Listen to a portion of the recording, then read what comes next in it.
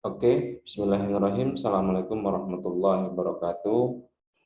Selamat siang adik-adik semua. Untuk mata kuliah saya di pengetahuan bahan ya. Hari ini kita pertemuan ke-6. Hari ini kalau kemarin kita bicara tentang keramik ya, tentang komposit. Kalau kemarin kita bicara tentang polyester, kemudian kita bicara tentang komposit. Hari ini kita akan bicara tentang keramik ya. Ingat kemarin yang saya bilang bahwa material itu yang akan kita bahas nanti akan ada 4 ya. Yang pertama itu adalah tentang keramik, tentang kedua polyester, komposit, kemudian logam. Nanti setelah UTS kita akan perdalam kembali ke 4 material tersebut. Nah, dimulai dari sejarahnya ya, kemudian macam-macamnya,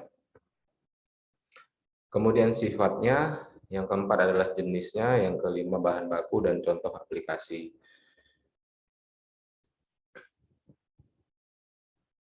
Yang pertama itu adalah keramik ya. Keramik itu awalnya berasal dari bahasa Yunani ya, artinya itu keramikos yang artinya suatu bentuk dari tanah liat yang telah mengalami proses pembakaran.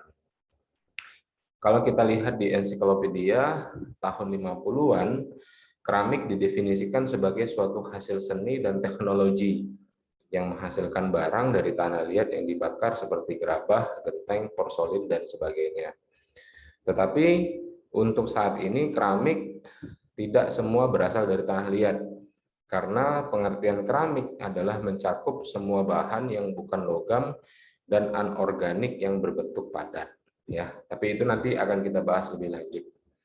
Kemudian umumnya adalah senyawa keramik ini lebih stabil ya, baik dalam lingkungan panas dan kimia. Makanya keramik ini banyak digunakan untuk produk-produk yang tahan panas dan tahan dari gesekan atau mempunyai nilai kekerasan yang cukup tinggi. Keramik yang umum dipakai adalah feldsparat ya, atau ball clay, kuarsa, kaolin. Sifat keramik sangat ditentukan oleh struktur kristal ya, komposisi kimia. Oleh karena itu sifat keramik juga tergantung pada lingkungan biologi di mana bahan itu diperoleh. Secara umum strukturnya itu sangat rumit ya, dengan sedikit elektron-elektron bebas. Kemudian berikutnya, kalau kita lihat macam-macam keramik, ada yang pertama itu adalah keramik tradisional. Keramik yang dibuat dengan menggunakan bahan alam seperti pasir kuarsa, kaolin.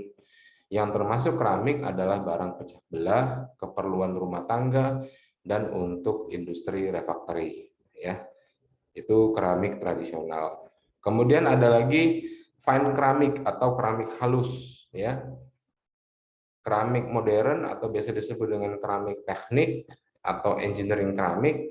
Kemudian technical keramik adalah keramik yang dibuat dari logam yang dibuat dengan menggunakan oksida.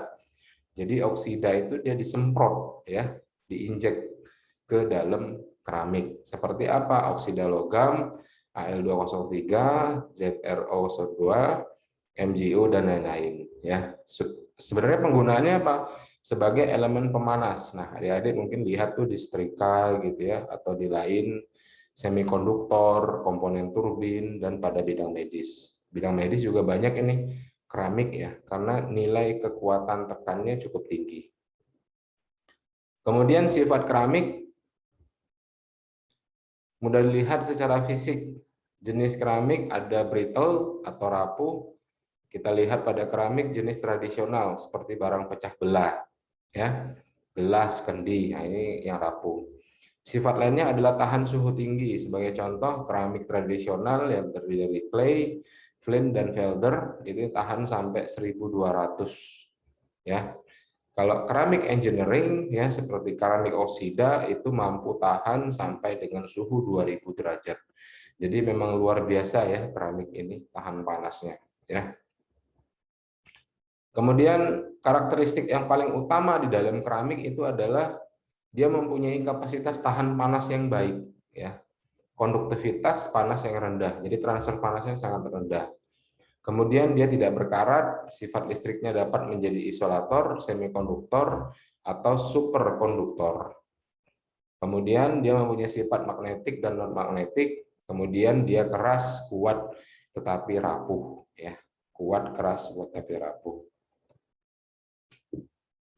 Jenis keramik, nah ini yang paling sering kita lihat itu adalah gerabah, earthenware. Ya.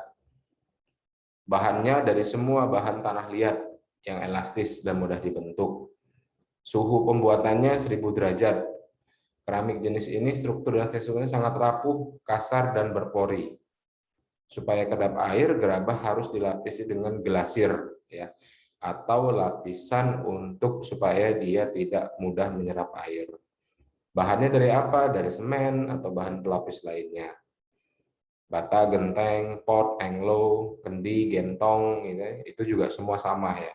Itu dalam kategori gerabah yang memang dia rapuh ya. Kemudian selanjutnya ini contohnya ya. Ini sering kalian lihat ya, gerabah-gerabah. Ini di Bantul banyak ya, di Kasongan banyak. Keramik batu atau stoneware ya, stoneware. Lahir dari lempung plastik dicampur dengan bahan tahan api ya, sehingga dapat dibakar antara 1200 sampai 1300. Jadi memang luar biasa ya. Keramik ini punya struktur dan tekstur halus dan kokoh, kuat dan berat seperti batu. Ini contohnya. Ini ya. Jadi keramik-keramik yang suka kalian lihat untuk lantai ya. Suhu pembuatannya 1200 sampai 1300. Kemudian porselen ya, atau keramik dengan suhu yang tinggi. Lempung murni yang tahan api seperti kaolin, alumina, dan silika. Ya, ini suhu pembuatannya sampai 1500 derajat. Wah, ngeri kan? Jadi memang sangat panas. Ya. Oleh karena itu keramik ini dibakar pada suhu tinggi, maka dalam bodi porselen terjadi penggelasan atau vitrit. Ya, jadi kinclong, begitu ya. Jadi kinclong. Nah, ini contohnya nih. Porselen, keramik porselen ya. Kemudian saya lanjutkan, ini untuk membuat keramik kita bisa campur-campur ya. Andalusit, kaolit, boksis, potas, halusium, dan lempung ya. Jadi bukan clay murni dia. Bakunya keramiknya bukan oksidanya, untuk nembaknya bisa oksida, aluminium titnat, barium, bismut, dan kalsium atau yang lain-lain ya. Semua tembakan oksida ini nanti akan berimbas kepada kualitas dan warna dari keramik tersebut ya. Kemudian ditembak juga kompleks dan silikat, natrium gitu ya, dan lain-lain. Ini silakan nanti cari-cari di YouTube ya. Sederhananya misalnya contoh cara pembuatan keramik gentong gitu ya. Bahan dari tanah liat dibuat gentong. Kemudian cara pembuatan keramik marmer atau keramik untuk lantai rumah ya, itu. Jadi nanti silakan dicari-cari sendiri. Oke, kemudian yang non-sida, titanium, aluminium, boron, silikon, dan lain-lain ya. Aplikasinya apa? Wah, ini banyak ya keramik itu, misalnya untuk dapur, refraktori padat, isolator, refraktori cor ya, elemen pemanas, perkakas oven, untuk otomotif macam-macam, busi itu keramik ya, seal, rotor turbocharger, bahkan ada yang piston ya, piston terbuat dari keramik. Turbin, ruang bakarnya, sudut-sudut turbin, kemudian penahan panas. Contohnya lagi untuk pesawat ulang-alik ya, sebagai isolator, kemudian bahan tahan api. Contoh lagi aplikasinya untuk komponen tahan aus, misalnya alat potong, kran, seal, blunyer pompa, lining, abasif, pelumas padat, alat ukur standar, dan lain-lain. Jadi memang luar biasa ya, material keramik ini digunakan untuk pembuatan produk. Kemudian 6 keramik tangguh ya, whisker, peralatan golf ya, lempeng tahan peluru, bantalan pisau, dan gunting. Keramik optik, nah ini untuk lensa, laser. Kemudian keramik sebagai pelapis ya, jadi logam mungkin dilapisi dengan keramik, Tujuannya supaya untuk apa? Supaya tidak cepat haus, tahan korosif, tahan korosi, menghalang panas. Atau juga yang keramik bersifatnya elektromagnetik ya, atau kapasitor, resistor gitu ya, pompa oksigen dan lain-lain. Jadi memang luar biasa ya banyaknya ya aplikasi keramik tersebut. Keramik bangunan, biokeramik, saringan, keramik nuklir dan lain-lain. Ya. Jadi begitu kira-kira adik-adik. Jadi tadi sudah kita lihat ya tentang pengantar keramik. Nanti setelah UTS akan kita perdalam kembali satu-satu dari produk material tersebut ya. Tadi kita sudah bicara tentang sejarah, jenis, macam-macamnya, sifatnya, jenis ya, bahan baku dan aplikasinya. Begitu kira-kira adik-adik, silakan nanti kalau ada yang ingin bertanya tulis di kolom komentar. Terima kasih, saya akhiri. Billahi taufiq wal hidayah. Assalamualaikum warahmatullahi wabarakatuh.